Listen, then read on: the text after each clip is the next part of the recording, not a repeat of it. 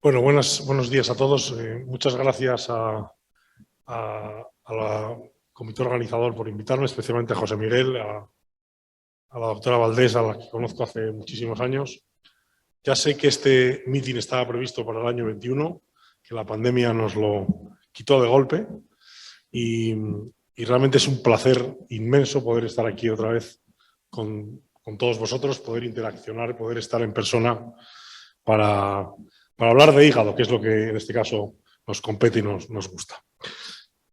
Bueno, me han pedido, digamos, hacer una charla un poco conceptual de hacia dónde vamos y qué es lo que, digamos, estamos tratando en el tema diagnóstico y tratamiento en la enfermedad hepática por depósito de grasa. Entiendo que para pasar. Clásicamente, el concepto de enfermedad hepática por depósito de grasa incluía un paraguas donde incluíamos tanto a los pacientes que tenían una esteatosis hepática simple como a aquellos que tenían además un componente inflamatorio asociado, lo que se llamaba esteatohepatitis. Ya lo ha comentado antes la doctora Infante, existe un debate internacional que a veces a uno le parece que es hasta un poco tonto, de cómo vamos a llamar a la enfermedad. Y todo se basa en algunos tipos de conceptos que probablemente son importantes. El primero es que a nadie le gusta tener un diagnóstico negativo. Una enfermedad hepática, o sea, una non-alcoholic, una enfermedad por depósito de grasa no alcohólica, parece como que estás señalando cuando, por lo menos en mi país, casi todos los que comen bien suelen beber bien. Luego hay una mezcla bastante importante. La segunda es que el término, ahora han intentado utilizar el término fatty liver disease y la palabra fatty parece que tiene unas características insultantes y ha habido asociaciones de pacientes que han prohibido. En cualquier caso, yo creo que todos los que estamos aquí sabemos de lo que estamos hablando de una enfermedad metabólica hepática, probablemente en el contexto de un síndrome metabólico general, en el cual la manifestación hepática de una enfermedad sistémica es la acumulación de grasa en el hígado. Esa acumulación de grasa en el hígado puede comportarse de manera simple, habitualmente poco relevante clínicamente, puede asociarse a inflamación y puede eventualmente concretarse en la aparición de fibrosis y cirrosis en estos pacientes. Este es el algoritmo último que se está utilizando, en el cual prácticamente a cualquier paciente que tiene un síndrome metabólico y que tiene grasa en el hígado le denominamos, enfermedad MAFLD o enfermedad metabólica asociada a grasa del hígado. En español, nosotros hemos elegido el término enfermedad hepática metabólica o esteatosis hepática metabólica, insisto, también abierto a debate, porque en muchas ocasiones el concepto es complicado. Lo que hay que tener muy claro es que es una enfermedad que en el 80% de los casos es muy poco relevante clínicamente, afortunadamente, porque la prevalencia es muy alta, pero que sin embargo hay un 20% de los pacientes que tienen una progresión rápida y que pueden tener unos estadios de fibrosis más importantes. Este grupo del 20% son el grupo de pacientes en los cuales tenemos que estar muy pendientes los hepatólogos y tenemos que, por lo tanto, actuar sobre ellos. Fíjense los datos de la prevalencia de esta enfermedad en el mundo. Prácticamente en la mayor parte de los continentes, 1 de cada 3 o 1 de cada 4 personas tiene hígado graso. Volumen es brutal y además no solo el volumen es brutal, a mí me gusta dar mensajes muy importantes en mis charlas, la incidencia es claramente creciente. Cada año hay más pacientes que tienen este problema. Si uno coge, por ejemplo, una fotografía de Madrid, esto es una piscina municipal en las afueras de Madrid en los años 70. Cuando uno mira, le cuesta encontrar a alguien gordo. Esta misma foto de una playa española en el año 2021 ve que lo que le cuesta es encontrar a alguien delgado. Y solo han pasado 30 o 35 años. Y este realmente es al final el problema por el cual hay más hígado graso. Luego, si sabemos que un grupo pequeño de pacientes desarrolla una enfermedad hepática significativa, si el universo de pacientes que puede desarrollarla es muy alto y es una cuestión de tiempo, Estamos, por lo tanto, enfrentándonos a un tsunami de pacientes que viene para acá. Un tsunami que ya en algunos países está llegando a la orilla y en otros todavía se ve con cierta distancia. Fíjense que, por ejemplo, en el mundo anglosajón, fundamentalmente Estados Unidos o Inglaterra, a día de hoy, la enfermedad hepática por depósito de grasa es la primera causa de cáncer de hígado en Estados Unidos y en Inglaterra. Se ha multiplicado por 10 en los últimos años. El número de gente que se admite, que se ingresa en un hospital por enfermedad hepática por depósito de grasa, vean cómo ha aumentado en los últimos años. Y no solo eso, sino que, como ven, el número de pacientes que llegan a trasplante por una enfermedad hepática por depósito de grasa, como ven, va creciendo de manera muy importante. Hace solo unos años decíamos que se iba a convertir en la primera causa de trasplante. Ya lo es en Estados Unidos, tanto en varones como en mujeres. La principal causa de insuficiencia hepática terminal y de necesidad de trasplante es precisamente la enfermedad hepática por depósito de grasa. Luego, a todos ustedes que están aquí les va a sonar este caso clínico, que seguro que ven en su consulta, de un varón de 60 años que consume algo de alcohol, que es diabético, que tiene un índice de masa corporal sobre 30, que tiene una alteración discreta de las transaminasas, que tiene una albúmina normal, que tiene un hígado hiperecogénico en la ecografía y que tiene un estudio de hepatopatía negativo. El diagnóstico de sospecha en este contexto metabólico es obviamente la presencia de una enfermedad hepática por depósito de grasa. El asunto es cómo podemos abordar a este paciente y cómo podemos separar el trigo de la paja. ¿Qué tenemos que ver en este paciente para devolverlo a su médico de primaria o decirle al paciente que simplemente pierda peso, controle su diabetes, no beba alcohol, o que es un paciente que tiene que entrar en un circuito de un especialista? A día de hoy, la exploración de referencia es la biopsia hepática. Esto es importante porque es la única información, la única prueba que nos va a dar una información sobre los 3 componentes que tiene la enfermedad hepática por depósito de grasa. Nos va a dar información sobre el grado de esteatosis, sobre el grado de inflamación y sobre el grado de fibrosis. Además, sabemos que esto tiene unas implicaciones pronósticas. Los pacientes que están inflamados son pacientes que progresan más. Son pacientes que tardan menos tiempo en recorrer ese camino hacia la cirrosis. Luego, nos va a dar una información diagnóstica, nos va a dar una información pronóstica.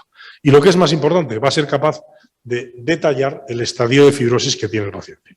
Un paciente que tiene un hígado graso, que tiene una biopsia hepática sin fibrosis, va a ser un paciente que probablemente a día de hoy solo necesita un cuidado por un médico general. Sin embargo, un paciente que tiene una fibrosis significativa o avanzada debe ser un paciente en el cual debe estar primero en cuidado por un hepatólogo y en segundo lugar tomarse muy en serio las medidas para intentar revertir esa fibrosis. ¿Por qué? Porque la fibrosis es el principal predictor de mortalidad en la enfermedad hepática por depósito de grasa. Hay múltiples artículos, este es uno de los últimos, en los cuales, como ven, la proporción de pacientes que viven tiene mucho que ver con el grado de fibrosis que tiene el paciente. Se relaciona, por lo tanto, directamente con la mortalidad. Pero claro, todos los que hacemos biopsias sabemos cuáles son los problemas que se asocian. Primero, el rechazo del paciente. No sé si en estos países es así, pero el paciente siente como que al perforarle el hígado le están, digamos, empeorando su enfermedad hepática. El miedo a las agujas, la invasividad. Las complicaciones potencialmente graves, afortunadamente muy poco frecuentes, lo que significa de coste en cuanto a ingreso del paciente o utilización de material. Y lo que es más preocupante es que en esta enfermedad hay numerosos trabajos que demuestran que tenemos que tener un patólogo experto para interpretarlo, porque hay una variabilidad interobservador y muy importante a la hora de interpretar los resultados.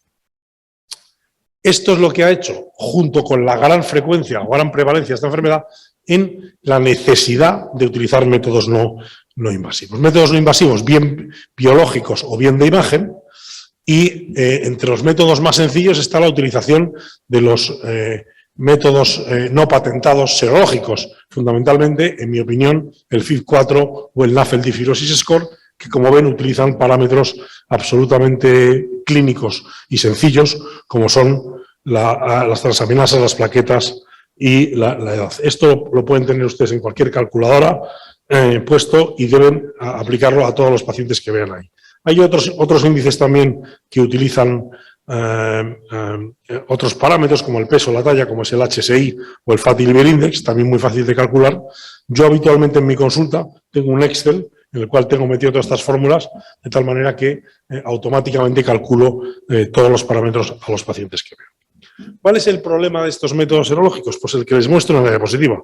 Fíjense en esta parte de la diapositiva que la zona gris, es decir, la zona que el test no nos sabe decir si el paciente es un paciente que tiene una fibrosis significativa o no, es muy grande. Esta zona gris, esta zona amplia, es la que hace que la validez de estos test sea útil en un primer escalón, pero de alguna manera deje un área abierta muy importante.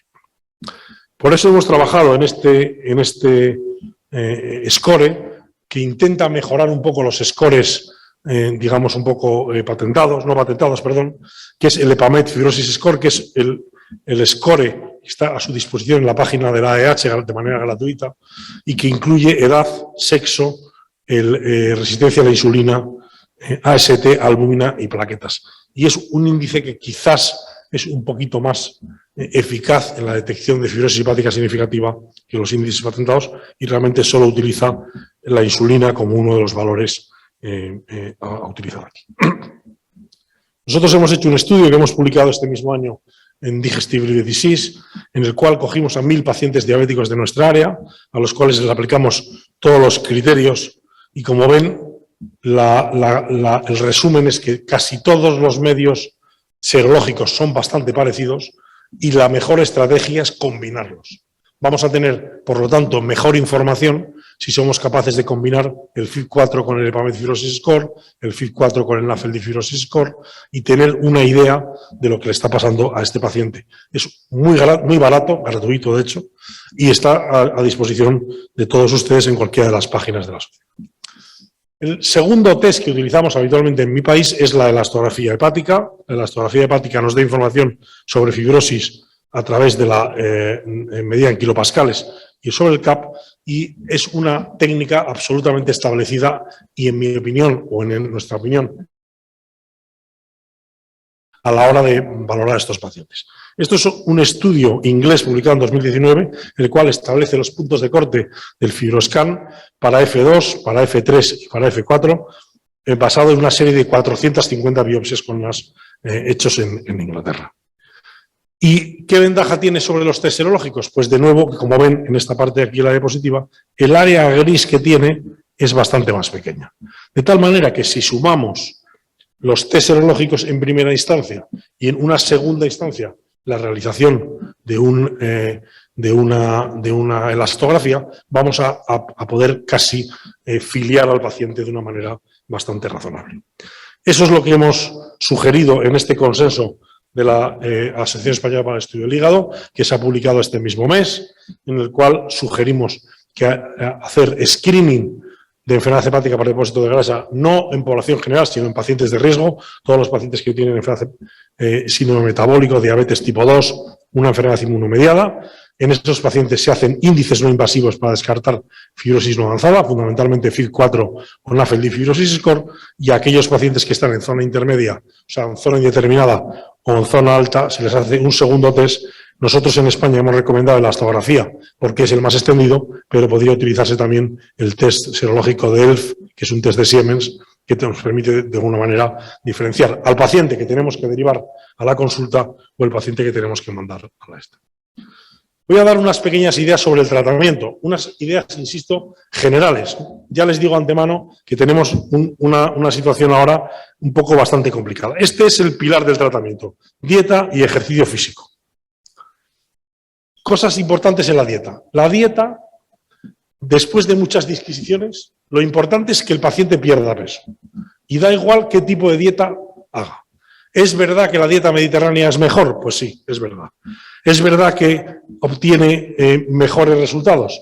Pues probablemente también. Pero lo más importante es que el paciente sea capaz de seguir esa dieta y pueda perder el 10% del peso corporal. Hay estudios múltiples en los cuales, como ven, la utilización de ácidos grasos monoinsaturados versus polisaturados obviamente hace perder más peso y mejora la infiltración grasa, por supuesto, pero como les decía, la dieta mediterránea es probablemente la dieta a recomendar en los pacientes. Dieta que tiene que tener pescado más de 3 veces a la semana, legumbres, frutas y vegetales, grasa fundamentalmente de ácidos grasos monoinsaturados, aceite de oliva, etc. Sabemos que esta dieta se asocia a una mejoría de la diabetes, de la enfermedad cardiovascular, de la enfermedad hepática por depósito de grasa, de la pérdida de tensión arterial y el perfil lipídico. El segundo pilar es el ejercicio físico, y el ejercicio físico entendido por evitar comportamientos sedentarios. No sé aquí, pero en nuestro país, la juventud, hay un 40% de obesos en España en población juvenil, y la mayor parte tienen que ver con una dieta inadecuada, fast food, y sedentarismo, horas en la Play jugando con los jueguecitos en la tele. Cuando yo era pequeño se salía todos los días a jugar al fútbol como único medio que había para divertirse. Ahora juegan con los muñecos estos en la Play y se pasan toda la tarde sin moverse de la sala. Bueno, pues el ejercicio es fundamental. El ejercicio sabemos que claramente modifica los patrones de Nash. Hay que favorecer, evitar el sedentarismo, tanto, y pasa lo mismo que la dieta. Lo importante es hacer ejercicio, da igual que sea aeróbico o anaeróbico, los resultados finalmente son los mismos. Y hay que entender que esta enfermedad tiene, por lo tanto, 3 fases muy importantes. Habitualmente se asocia a un sedentarismo, un comportamiento sedentario, un comportamiento de no moverse, una actividad física muy baja y una dieta pobre, fundamentalmente rica en comida basura. Y sabemos de antemano que en este estudio, hecho en una corte cubana por Eduardo Vilar y Manolo Romero, encontraron que si uno es capaz de perder el 10% del peso corporal, como ven, prácticamente se resuelven casi todos los problemas del paciente. ¿Cuál es el problema? Que solo un 10% de la lista de pacientes consigue perder ese 10% del peso corporal. Hay numerosas drogas en el mercado. Yo les voy a decir, nosotros trabajamos en más de 30 ensayos clínicos actualmente en marcha con diferentes tratamientos para esto. No soy especialmente optimista de que vaya a haber en un plazo corto de tiempo algún tratamiento mágico y fundamental. Fíjese, les voy a dar solo alguna pequeña idea. El primer tratamiento que está en posible aprobación, en mi opinión, creo que al final va a ser que no se va a aprobar, es el ácido beticólico. El ácido beticólico es un agonista de los receptores farnesoide que, como les enseño en esta diapositiva, pues produce alteraciones en el metabolismo del lípido y de glucosa, disminuye la síntesis de triglicéridos, disminuye la producción de ácidos biliares y disminuye la gluconeogénesis en el hígado. Se ha utilizado para la colangitis biliar primaria, pero a dosis más alta, 25 miligramos, se hizo este estudio, el estudio Regenerate, en el cual tuve la ocasión de participar en pacientes con NASH, fibrosis F2 y F3. Como ven en esta diapositiva, el índice final, que fue aquellos pacientes que habían mejorado al menos un estadio de fibrosis sin empeoramiento de más, alcanzó a un 25% de la población. O sea, que realmente tampoco es un resultado espectacular para una medicación que no deja de ser carísima y no deja de tener muchísimos efectos secundarios, fundamentalmente prurito en este tipo de pacientes. Quizás creo que los primeros fármacos que vamos a utilizar en esta enfermedad son los fármacos que provienen de la diabetes y fundamentalmente los agonistas GLP-1. Los agonistas GLP-1, como les muestro en esta diapositiva, tienen una acción fundamentalmente reduciendo la saciedad, actúan a nivel central, disminuyen el apetito, retrasan el vaciamiento gástrico y además actúan aumentando la secreción de insulina, inhibiendo el glucagón. Y de verdad, estos fármacos ya se están empezando a utilizar en España, fundamentalmente en el contexto de obesidad, pero también en el contexto de pacientes que tienen NASH. Este es el estudio fase 2, está el estudio fase 3 que prácticamente está en marcha. Hemos metido casi todos los pacientes y yo creo que se publicará o se presentará en los próximos congresos, pero fíjense en este estudio con varias dosis de semaglutida, de este análogo que ahora ya existe para inyección semanal. Fíjense que en este caso, a dosis diarias, prácticamente el 60% de los pacientes tuvo una resolución de NASH. Los pacientes, además, como ven, disminuyó la fibrosis en la mayor parte de los pacientes, normalizaron las transaminasas, perdieron peso, un 10 o un 15% de peso corporal, mejoró su fibroscan y parece que todo esto va en la... Es verdad que tiene efectos secundarios importantes, fundamentalmente dispepsia que a los pacientes les cuesta llevar mucho, sensación de náusea, pero excepto ese efecto secundario no hay nada realmente importante. Les digo que la mayor parte de los estudios que se han presentado han sido estudios negativos y probablemente ahora lo que estamos haciendo es intentando combinar diferentes mecanismos de acción. Les he puesto en la diapositiva algunos de ellos que probablemente en los próximos años tendremos ocasión de probar. Quiero terminar mi presentación solo dándoles una idea de algunas otras opciones que tenemos para manejar estos pacientes. Y son las opciones endoscópicas. Ya saben que desde hace tiempo se utiliza para la pérdida de peso de manera endoscópica la utilización de balón intragástrico. Más recientemente se ha implementado la realización de una gastroplastia endoscópica vertical por el método Apolo, que busca fundamentalmente una restricción gástrica por endoscopia, que realmente es una restricción gástrica que se hace casi ambulatoriamente y que permite, por un lado, una restricción calórica y un mejoramiento del vaciamiento gástrico.